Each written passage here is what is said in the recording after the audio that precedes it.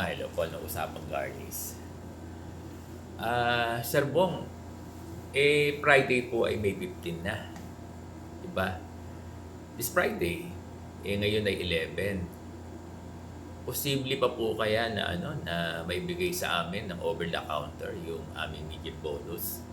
Ito yung tanong ng mga Garlis na teachers sa buong bansa. Alam nyo, kung maglalabas ngayong araw na ito hanggang bukas ng directive yung DepEd na yung mga Garlis ay ibigay over the counter ay makuha nila sa mga disbursing officer nila ng cash, either in division or in school ng mga implementing unit. Pwede kung magkakaroon ngayon hanggang bukas lang. Siguro pwede pa ng Wednesday till Wednesday, no? Oo, pwedeng ihabol.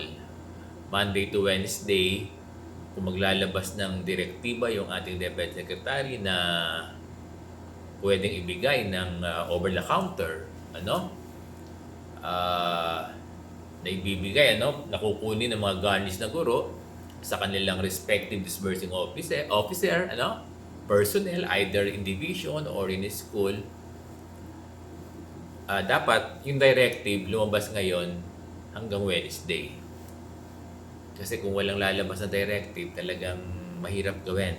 Mahirap gawin. Oo, mahirap gawin.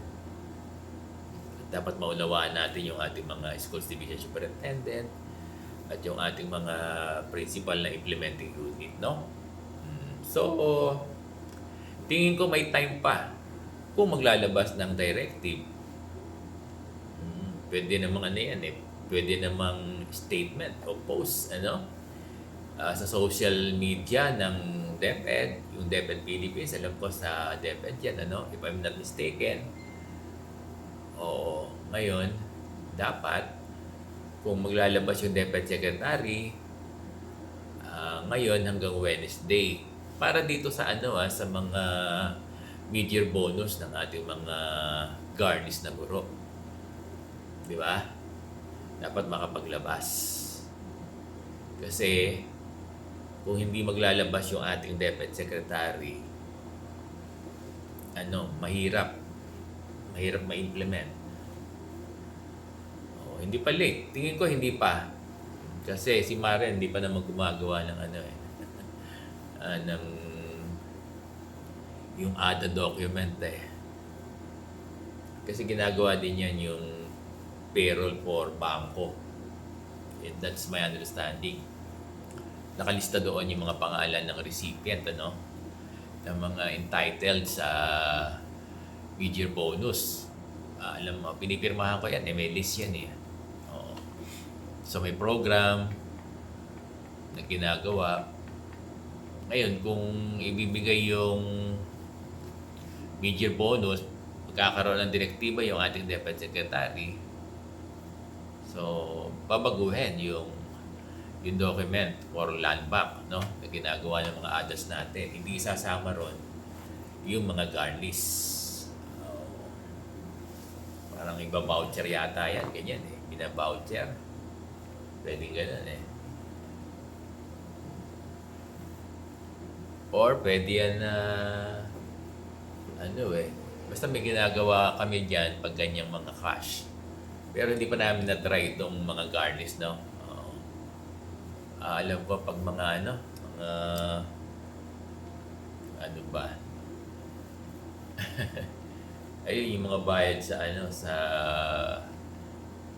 aral, yan, mga ganyan. So, dear teachers, ayun, yung 600, huwag natin pag-usapan yung 600. So, balikan natin yung pinupunta natin, pinag-usapan natin. Hindi pa ba late na maglabas ng direktiba ang DepEd para dito sa mga Garlis para makuha nila ng over-the-counter sa kanilang disbursing officer, either in school or division. Napagkakaunawa ko, ngayon hanggang Wednesday pwedeng ihabol. Pwede silang i-pull out dun sa document. At sabihin, ibibigay na lang sa kanila ng cash. Madali yan, madaling gawin yan. Napakadaling gawin yan. Oh, yan ay madaling gawin ng mga division, ng disbursing officer ng division at ng disbursing officer ng mga school na implementing unit. Ano? So tingin ko hindi pa late. Hindi pa late. Maraming salamat.